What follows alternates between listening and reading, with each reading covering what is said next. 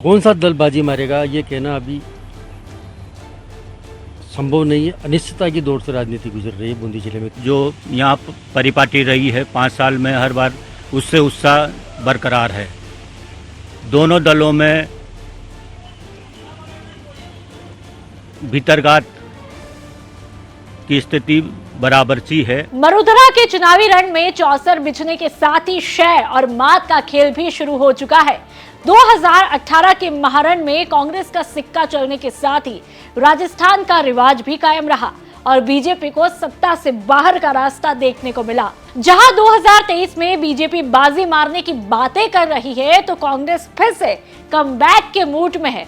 ऐसे में देखना बड़ा दिलचस्प होगा कि 2023 के चुनावी चौसर में किसका होगा ताज, किसका होगा पत्ता साफ। जी हाँ, नमस्कार, मैं हूं नुपुर जारोली लोढ़ा और कौन जीतेगा राजस्थान में आज बात करेंगे बूंदी जिले की। बूंदी जिले की अगर बात करें तो राजनीतिक और यहां पर वर्तमान स्थिति और परिप्रेक्ष्य को देखते हुए 2 विधानसभाओं पर बीजेपी का कब्जा है और एक पर कांग्रेस है।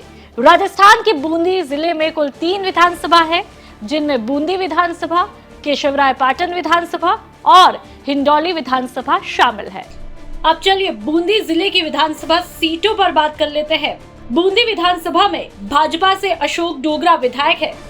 हिंडौली विधानसभा सीट पर कांग्रेस से अशोक चांदना विधायक है। केशवरायपाटन विधानसभा सीट पर भाजपा से चंद्रकांता मेघवाल यहां पर विधायक है। सबसे पहले बात करते हैं बूंदी की हिंडौली विधानसभा सीट की। जी हाँ, बूंदी की हिंडौली विधानसभा में पिछले 2 विधानसभा चुनाव में कांग्रेस का दबदबा है। यहाँ पर वर्तमान में गहलोत सरकार में राज्य मंत्री का दर्जा प्राप्त है खेल युवा मामलात के मंत्री अशोक चांदना, जो कि दूसरी बार विधायक बन चुके हैं।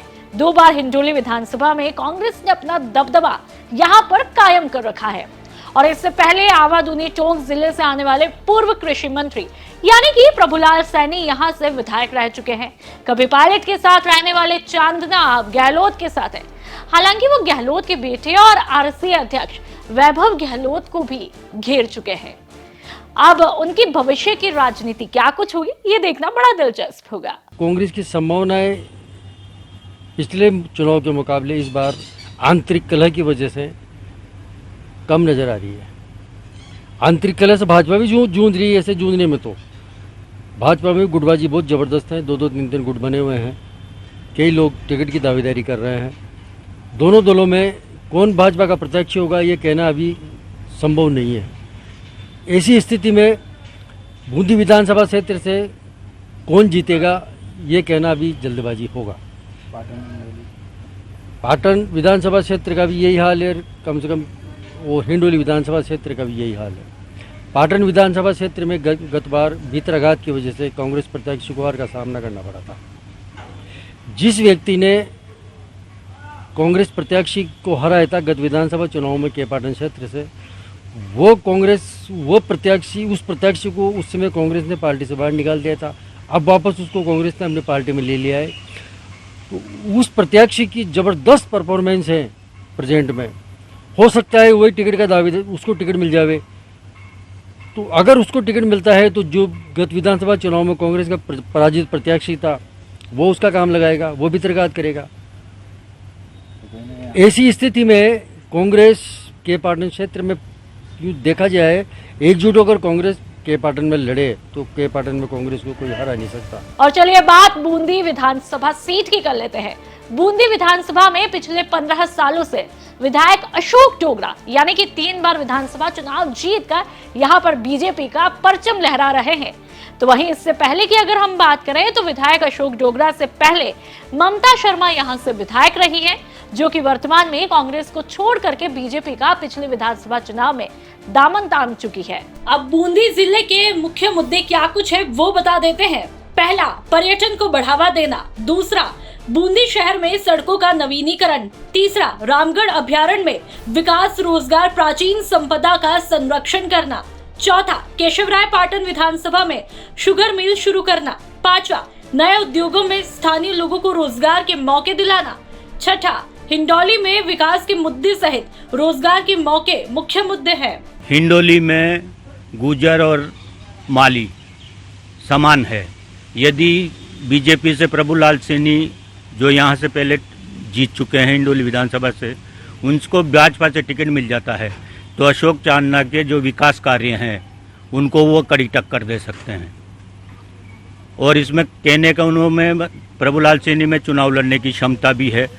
वो पैसा मतलब जाति धन बल सबसे चुनाव लड़ने में सक्षम है। चांदना को जो टक्कर दे सकते हैं तो वो प्रभुलाल सैनी ही है और उनके सामने कोई प्रत्याशी टिक नहीं सकता। पाटन और बूंदी, पाटन में कांग्रेस में भीतरघात होगा, ये बात सही है। वहाँ सीएल प्रेमी की जो छवि है उसके मुकाबले अन्य प्रत्याशियों की नहीं है।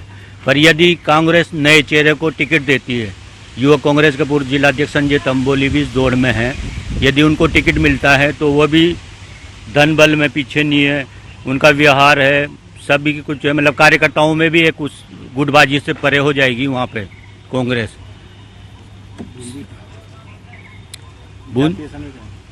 बूंदी में ब्राह्मण का छत्र राज चला रहा है, जबकि अन्य जातियाँ मीणा भी यहाँ 30-35 हज़ार है, गुजर भी इतने ही है।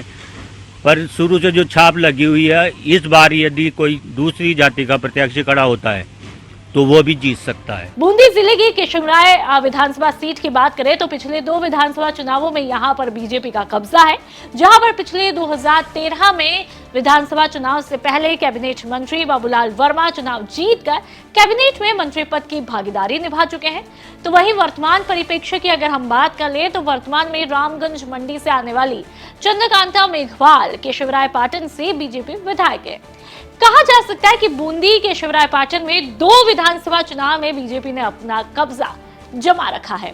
और इससे पहले की यदि हम बात करें तो केशवरायपाटन विधानसभा में सीएल प्रेमी कांग्रेस से जीत दर्ज कर चुके हैं। बूंदी जिले के जातिगत समीकरणों पर बात करते हैं।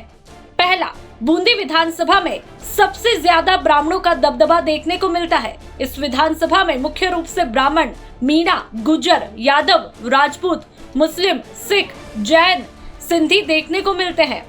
दूसरा, केशवरायपाटन विधानसभा में SC/ST कोटे के लिए ये सीट रिजर्व है।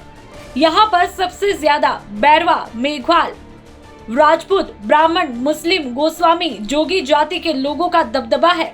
हिंडोली विधानसभा सीट पर सबसे ज्यादा माली और गुर्जर समाज सहित मीणा समाज का दबदबा देखने को मिलता है। हालांकि मुस्लिम समाज सहित ब्राह्मण और राजपूत, यादव, जैन विधानसभा में निवास करते हैं। तो वर्तमान में तीनों विधानसभा में कांग्रेस के अंतरकलह के चलते बीजेपी अपना मौका यहां पर चूकना नहीं चाह रही है, लेकिन अभी चेहरे साफ नहीं है। ऐसे में बीजेपी में भी अंतरकलह की संभावनाएं दिख रही है। ये तो बात हुई बूंदी जिले की, और अगर आप भी अपने जिले का हाल जानना चाहते हैं तो जल्दी ही कौन जीतेगा राजस्थान की हमारी प्लेलिस्ट पे जाएं और अपने जिले का नाम सर्च करके वहां का हाल जाने।